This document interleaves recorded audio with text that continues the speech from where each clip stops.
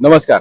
आज महाराष्ट्र राज्याचे एफडीए आयुक्त तुकारामजी मुंढे साहेब यांच्या वतीने सर्व ऍक्टर्स जे पान सुपारी किंवा सुगंधी सुपारी त्या नावाच्या ब्रँडची ऍड करतात अशा सगळ्यांना नोटिसेस इश्यू झालेल्या आहेत. 4 जुलै 2025ला मी सभागृहामध्ये या विषयाची मागणी केली होती. कारण हे ऍक्टर्स आमच्या तरुणांचं कुठेतरी एक इन्स्पिरेशन असतात, आमचे रोल मॉडेल असतात.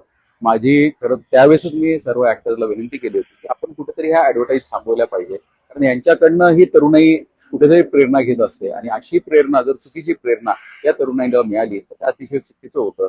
उदाहरणार्थ सांगायचं झालं तर अक्षय कुमार सारखे ऍक्टर इतके चांगले काम करतात, त्यांचं टॉयलेटचं आंदोलन असेल किंवा सॅनिटरी पॅड संदर्भातली त्यांनी जी जनजागृती केली होती ही अतिशय महत्वाची अशी प्रेरणा घेणारी गोष्ट आहे. आणि अशा ऍक्टर्सनी जर पान सुपारी असेल, गुटखा असेल, अशा चुकीच्या अंमली पदार्थ जे प्रोहिबिटेड प्रोडक्ट्स आहेत अशांची ऍडव्हर्टाईज केली तर नक्कीच आमची तरुणाई भरकटल्याशिवाय राहत नाही. त्यामुळे ही कारवाई अतिशय स्वागतार्थी आहे आणि पुढे जाऊन नक्कीच ऍक्शन झाल्या पाहिजे.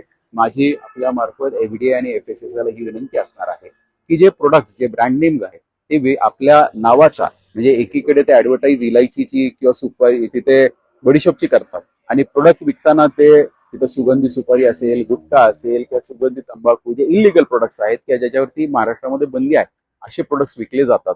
दुर्दैवाने इतर राज्यामध्ये बंदी नसल्यामुळे तिथनं हे प्रोडक्ट्स येत असतात. तर याच्यावरती कंट्रोल आणायचं असेल तर कुठेतरी या जाहिरातींवरती बंदी आली पाहिजे.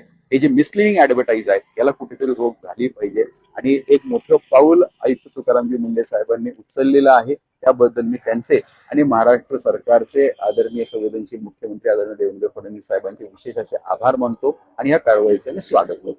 धन्यवाद.